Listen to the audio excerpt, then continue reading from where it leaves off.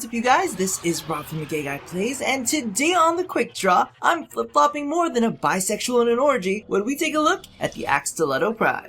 Alrighty, so I'm gonna be honest here, because of the fact that they chose the Akstiletto instead of the Aksomati to Prime, a part of me deep down inside knew that they were gonna do something shitty like boosting up its status chance. And lo and behold, that is exactly what happened, which makes me super sad because it's wasted on such a gorgeous weapon model. However, we can't sit and complain about what we don't have, we must make the best of what we do have. Now, as with all Prime weapons, due to the fact that things get vaulted and we're due for an update to the star chart, I'll be leaving a link to the drop tables for the most updated information in the description box below. Now, the Akstiletto's primary damage type is Impact with a little bit of Slash and a small smattering of Puncture. Impact is fantastic against shielding and proto-shielding, but does suffer a bit against flesh and cloned flesh. Its splash of slashing damage does help compensate for that a tiny bit, but as always, be sure you're using the appropriate elemental combo in order to deal the optimal amount of damage. Now, for those of you who have never used the Akstiletto before, it's a set of very accurate high fire rate dual pistols with an incredibly fast reload, which kind of left it with very little to build its identity on.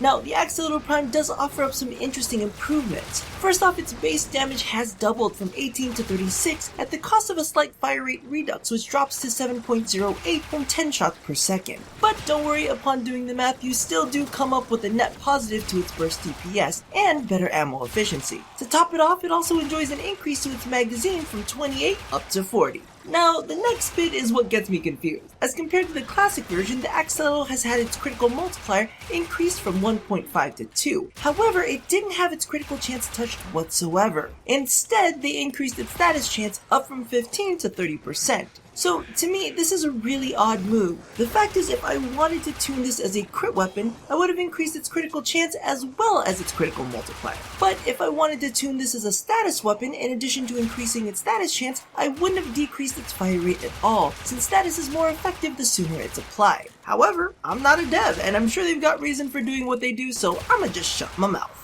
Now, after some playtesting, I have to say that I'm impressed, but also not impressed, all at the same confusing time. See, the one thing that I've learned from measuring the effectiveness of a weapon is that status weapons can't necessarily be judged by the damage numbers alone, but instead, you have to factor in time to kill. So I went ahead and paired this up against one of my favorites, the little crit monster itself, the Aksomati. And honestly, the Aksomati consistently pulled ahead of the Akstiletto Prime. Not by insane amounts, but by like a quarter to half a second on average. This to me was kind of disappointing since this is a prime weapon while the Aksomati is not. However, there was one instance where the Akstiletto pulled ahead, and that was on level 135 gunners without their armor stripped. It did a fantastic job of shredding and easily blew away the Aksomati in the same conditions. TLDR, while the Akstiletto Prime doesn't win the damage race in all instances, it is more consistent.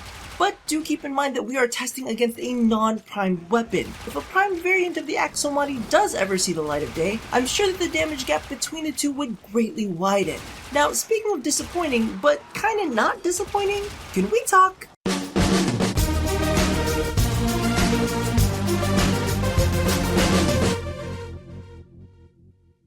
So, as many of you know, status weapons are not my cup of tea. While there are a few that do it right, like the Ignis, and a few interesting effective combinations like the Lanka and Gas build, in general, the status mechanic hasn't proven itself to be strong enough to build around. At least not to me. In my eyes, status has always been the handjob of sexual activity. Some people are super into it, others, like me, see it as a massive insult, whilst the majority just make the most of it because it's the only thing on offer. And yes, I get that it gets the job done, eventually. But why the fuck would I settle for something so mediocre when I can have full-blown, throw you up against the wall, smack you across the face, sweaty body-on-body action? And while I understand that much like critical chance, it's not practical in every situation, I would much rather hold off for the right situation and get jackhammered into oblivion than settle for a motherfucking handy. Legitimately, when was the last time you heard someone out of high school rejoice over a handjob? When was the last time you chose a handjob over full-on sex? Hell, even just oral sex. Because when it all boils down to it, handjobs, just like status chance, is what you take when you can't score the good stuff.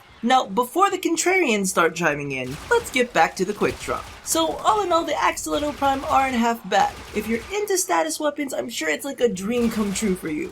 Me personally, I'm glad to know that they offer a bit of flexibility at higher levels as opposed to other crit-based weapons. In addition, they still retain some of the amazing supplemental stats from their classic version, like their superb accuracy and insanely fast reload speed. The Prime also gained an additional V-slot alongside its innate dash, which honestly is pretty damn awesome as it took me 5 Forma in order to get in a full build. Because, let's face it, if we're gonna settle for status, we gotta take advantage of every single inch. So, thank you all for watching another episode of The Quick Draw. If you haven't caught it, be sure to check out my fanboying over Vauban Prime Access, where you can see a nice little overview of all of the things that were released. And if you've got any burning questions, be sure to check out my new series, Return Fire, where I do my best to get you the answers you've been looking for. Now, don't forget to do all the things that I ask you to do at the end of every one of these, and as always, don't settle for less. Here at A Gay Guy Plays.